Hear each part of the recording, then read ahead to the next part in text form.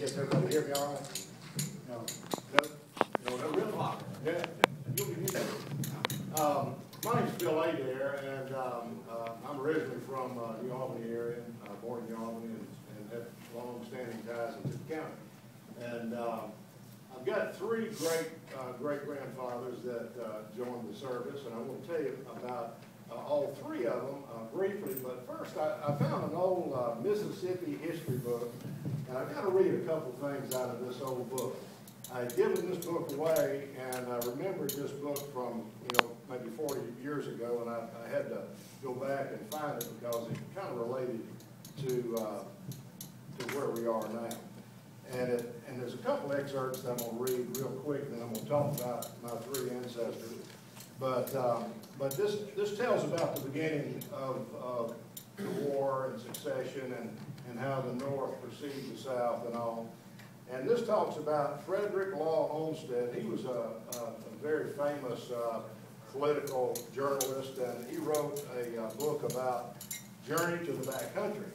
And so what he remarked in this book, and it was a New York publication that he was writing this for, and so what he wrote was that Mississippi, he saw, was mainly a land of vast cotton plantations worked by gangs of 50 to 100 slaves and presided over by semi-literate overseers and employ of rich barons, and spent their time in Europe and national mansions and all that. Another traveler was John Claiborne, and he was a nephew of one of the first territorial governors. And he had also completed a journey through Mississippi, but he went through the backwoods and the piney woods. And so what he saw was completely different. And what he says here, that from the Natchez hobnobs were so different, they were as different as the Pennsylvania Dutch farmers. But what he encountered was, and this is Mr. Claiborne writing this in 1854, he encountered a few planters, a little cotton, and rarely did he see slaves. And he rode all night in a rainstorm and came upon a frame home in a pine forest. And knocked on the door. The sons were out on an animal drive because people just let their hogs and their cattle go in the woods, and then they'd round them up and take them to a market at another time. And so they were all gone, but they let him in the house. And here's what he said. He said he found the house unpretentious but neat, clean, warm, and comfortable. Stable his horse. The hostess filled the feeding trough with sweet potatoes and a hay made of sweet potato vines. So let me read you this. This is what he says about this little encounter with this family.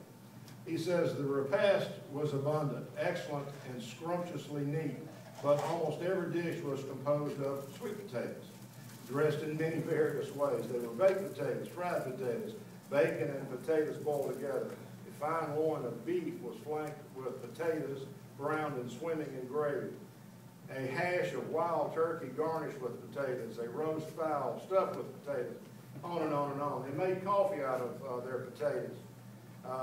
It says one of the young ladies drew a sweet potato pie out of the cupboard, and then later in the evening they had some beer made out of sweet potatoes.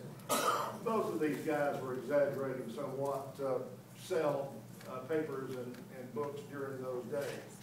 But most of the residents from this entire area were made up of Scotch-Irish, came in from the South Carolina, the land sales, they bought small farms.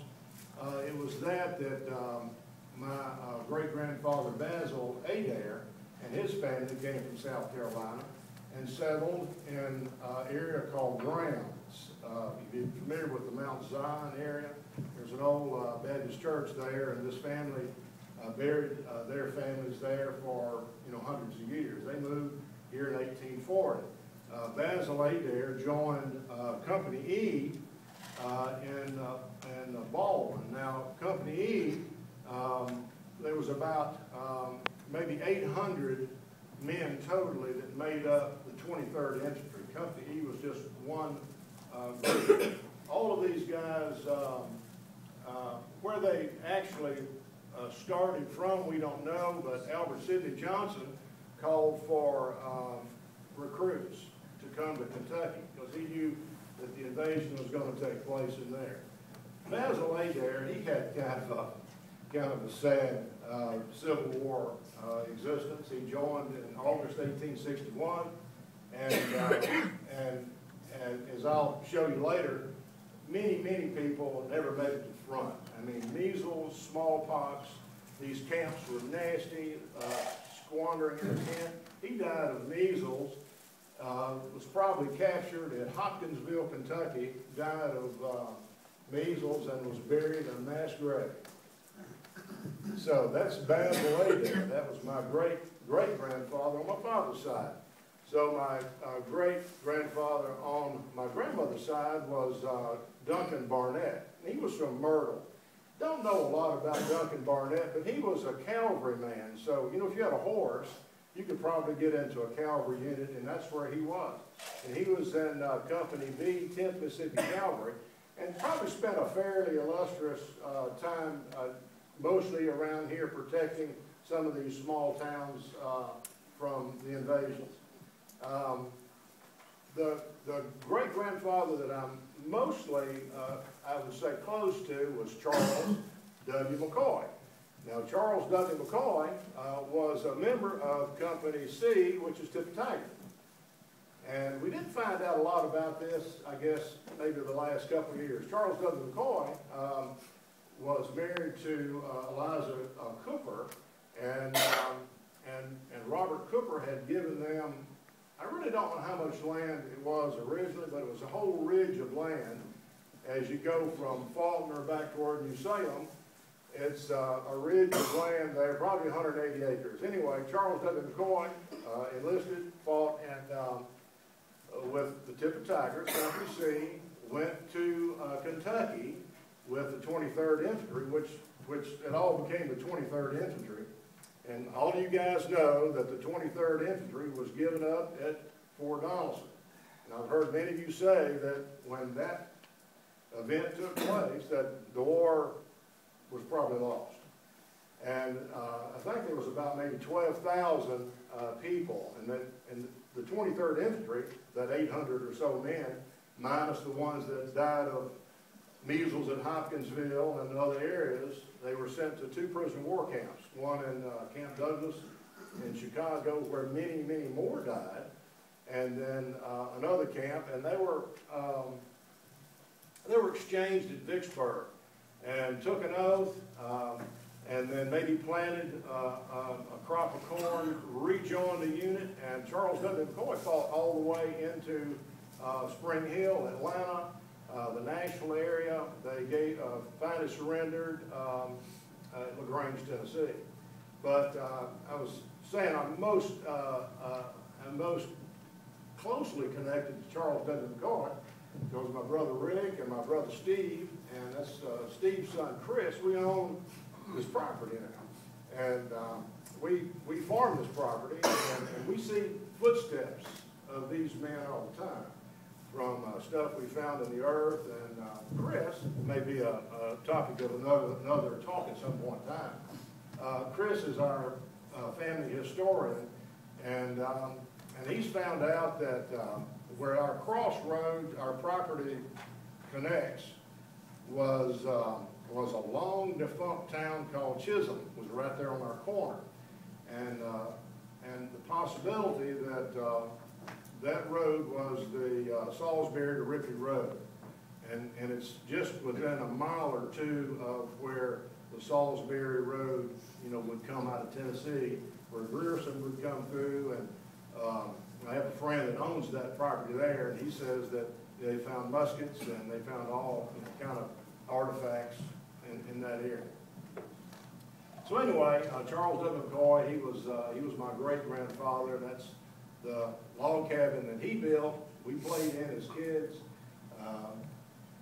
His home is long gone, but you know, the well that they drew their water out of is still there, and my grandfather had his home there, And it's just a real fun family place that we all have enjoyed.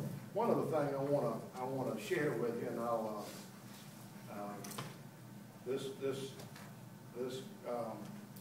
this is kind of Bill Adair. He was my first great grandfather that I talked about with his Civil War service that was kind of cut short. As I mentioned, he was from the Mount Zion, Graham area. And if you look at the map, Graham is maybe 8 miles from Bryce's Crossroads. You know, one of the most famous Civil War battles, and one that, you know, they just haven't been able to write enough about Bryce's Crossroads. And he certainly would have loved being a part of that. Anyway, let me just, I'll close with this little, that I remembered seeing this about 25 or 30 years ago, and I thought, who is the tip of tigers? Anyway, it says the Civil War cost 1/2 of all Mississippians mightily. And talking about that freed the slaves, and 17,000 Mississippi blacks joined the Union forces. But it says the war devastated Mississippi's economic, social, and governmental institutions. Thousands of young men trooped gaily away to war in fiercely named units, like the Tip Tigers, the Bonita Sharpshooters, the Chunky Heroes, the Yankee Terrors, Buena Vista Hornets, and especially fearsome TV-Home Plowboys and Tullahoma Hardshells. Many died. Approximately 78,000 men from Mississippi served in Confederate forces. 36% did not live to return. 12,000 fell in battle. 15,000 fell in disease. And goes on to say about some of the units that the slaughter was enormous. 6 Mississippi went into battle at Shiloh with 425 men, 300 became casualties. Anyway, it's been a lot of fun researching you know, these men and where they came from and how hard they worked within these little red patch clay hills, you know, that we've all called home. And I think it's made me a better Mississippian. I'm a native Mississippian and love this whole area. I've always called this home, and I love being part of Tip Tigers. Thank you very much. Thank you.